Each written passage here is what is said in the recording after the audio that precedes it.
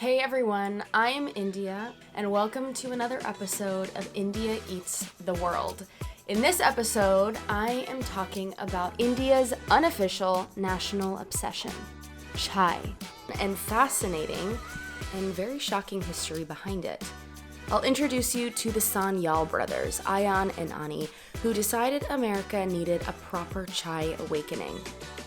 We took it upon ourselves to really be like the first real chai company in America. Their brainchild? Kolkata Chai Co. America's first chai cafe that will transport your taste buds faster than any frequent flyer miles could.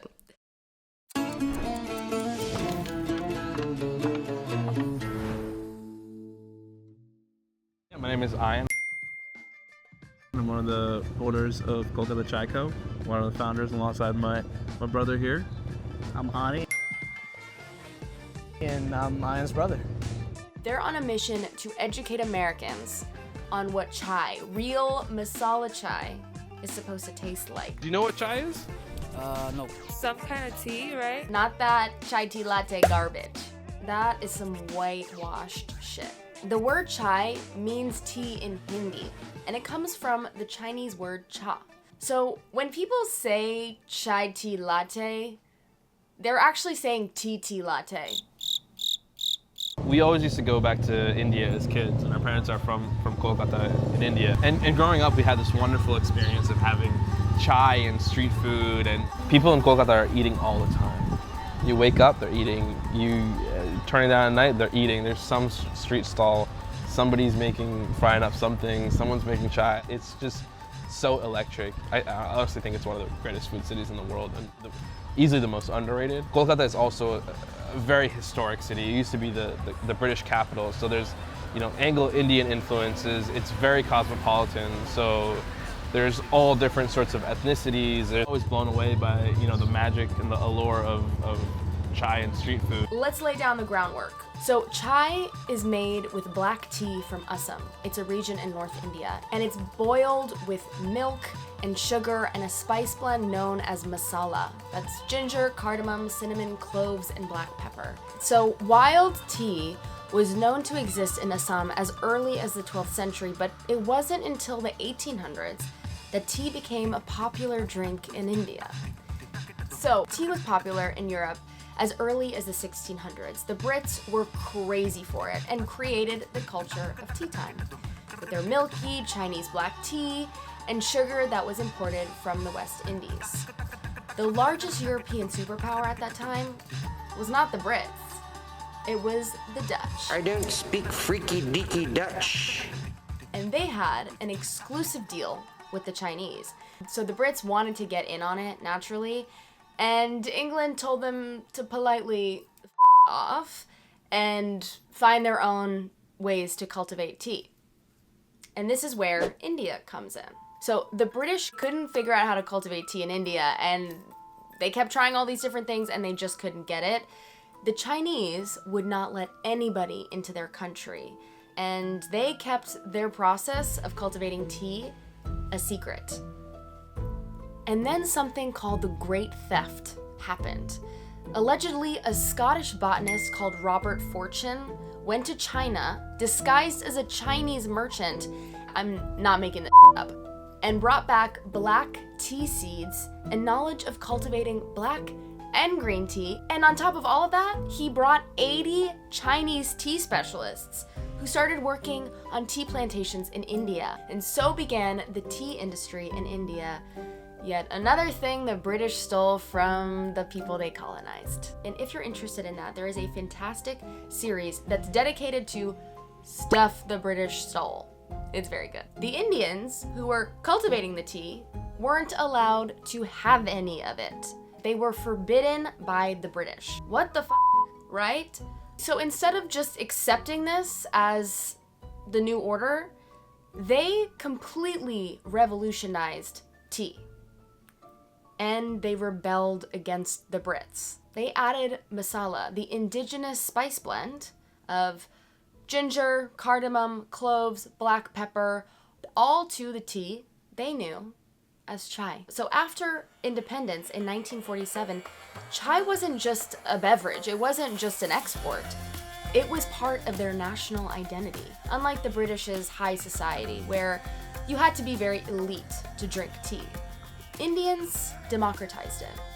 Chai became the great equalizer. So it's only fitting that Indian spirit, that ingenuity and creativity and not willing to take shit from anybody, made its way to America by way of Indian immigrants through Kolkata Chai Co. So where did this idea for the business come from? I think the business was born out of this need of how do you tell a story around your culture, in this country. And pretty surprising to see, even as of 2018, nobody was really telling the South Asian story in a way that felt authentic. It was either like, your neighborhood Indian restaurant, which doesn't really do any storytelling, or it was one or two choice like pop culture, actors or comedians and people in that world. And it just felt like there was a much larger group of people that wanted to be seen and felt. We took the burden of doing that. 2019, we opened the cafe. Yeah, and chai is such an important thing, across South Asian cultures. We took it upon ourselves to really be like the first real chai company in America. So they brought chai to the East Village and it was a hit.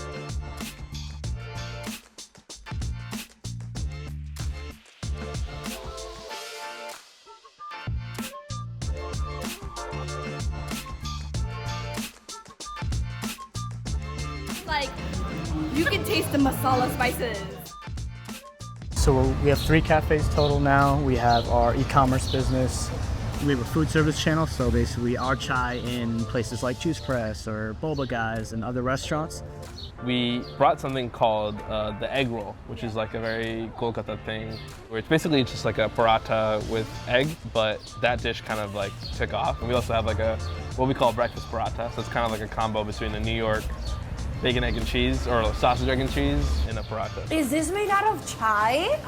Chai soft serve. There's so many people that will never drink a cup of chai, but you put chai soft serve in front of them and they're like, okay, cool. Wait, what? Kolkata Chai has been blowing up, and it's not just your normal cafe goer that's taking notice of them. They just got a very famous business partner and investor, Hasan Minhaj, the comedian and actor. Please, bas ek rupee do. Give me 1 rupee, please. And then your mom, right? She's a piece of shit. She goes, don't look at them. Don't you look at them. They'll steal your soul. Don't look at them. And she goes, I'm sorry. I'm sorry. I don't have any money. I have to buy jewelry. I have to buy bangles. Do you understand? India is the most populous country in the world. I think we all know that. And it is the second largest immigrant community in the US after Mexico. In the US, there's 4.8 million Indian Americans, according to the US Census Bureau. It's starting to feel like chai is having its moment. And I think today, we see new chai cafes popping up every week, and it's good to know that we kicked that off. So where did you two grow up? Our parents came to this country in '87. So we grew up in Western Mass, then moved closer to Boston, and then moved to New York. I've been in New York for almost 20 years now. What brought your parents here? I think in India, at that time, there was very few opportunities for any type of autonomy, especially I think for men. It was just like you had to go into certain careers, and for women, you had to be a traditional Get married, housewife. yeah. And our parents, yeah, they're strict, growing up, but they weren't rigid. There was never like you have to be a doctor or a lawyer or a, and I'm sure they thought that was the only way out. And we were also we were a bit crazy. We were those kids that were like, no, we're not doing what other people are doing. And I think us zigging when everyone zags, and I think our parents gave us that leash to be like, all right, as long as you guys don't embarrass us, like, we trust you to make the right decisions. We made that full circle for them. If you've seen, any social content, like my mom is in all of them. They don't even live in New York, but it's important for them to be a part of it. Do they feel like it's their brand too? Of course, yeah. All of it. So yeah, I think for us just to be able to like make our family feel like, wow, you know, that trip, the moving to America, like it wasn't for naught. You know, like we didn't just end up in a cubicle somewhere, like we really told that story. I really give a lot of credit to our parents for imagining a world outside of that. I think, you know, I joke with my dad a lot. I'm like, man, you ain't take no risks, you ain't do nothing, like you're just, you know, excited to work a job, like do something new. And he's like, I picked up my life and moved to a new country. It's the biggest risk, right? So I think our parents had that imagination, or at least that resilience. So aside from how the business was created, I was really interested to know how that entrepreneurial spirit came to be. Rap music, it really just comes from like growing up as an outsider in this country and realizing that like the construct of how everything works is really not for you. I think we watched our father go through a lot of financial hardship. Our family was just in flux financially our whole lives, and it didn't make sense to repeat that. You know, like I never saw getting a job as like a mark of success, respectfully to everyone that's hardworking, but it's just, to me it was like, that's like as uncertain as starting your own business. I think that immigrants make some of the best business owners and entrepreneurs because they've gone through the adversity. They've gone through taking the biggest risk like your parents did, coming all the way to this country. Something, you know, my mother did and her parents did. So, I mean, I just take my hat off to all the immigrants that come to this country and build a business. You know, whether it's successful or not, it's a huge risk, and it does go against the grain of what I think everyone sort of is brainwashed in a way to think is like, come to this country, you have your 9 to 5, you save all your money until you can retire one day when you're 65, and then you can start living. And there's no risk in that life. All right, I got a spicy take. Okay, cancel. I think that South Asian people are, our generation especially, I don't know how we're still so risk averse and just like plugging into the mainstream system when we come from a culture of fighting for our freedom, for fighting for independence. There's like a real like history and temperament that we should think about continuing and starting new things and being proud of where we come from, and not just plugging into a system that, you know, we didn't create. So that's my spicy take. I think we have tapped into something really special in terms of a brand that has a lot of soul and also has a high quality for product and excellence.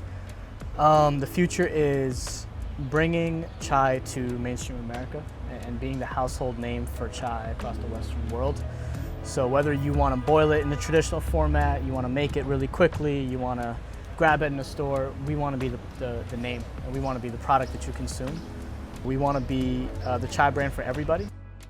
Thank you guys for doing what you do and thank you. educating and having such a high quality product. Then I'll continue drinking and evangelizing about. My biggest learning about this interview and this episode is of how it illustrates the immigrant experience of huge risk-taking family members who come to this country without much and hoping to just build something for themselves and for their children. That's where that boldness and creativity comes from. And you could see that in Ayan and Ani. We have to take risks. We have to build something for ourselves. I'm so inspired by these guys who've achieved so much at such a young age. And they have a vision to bring chai to the masses, and my God, they will do it.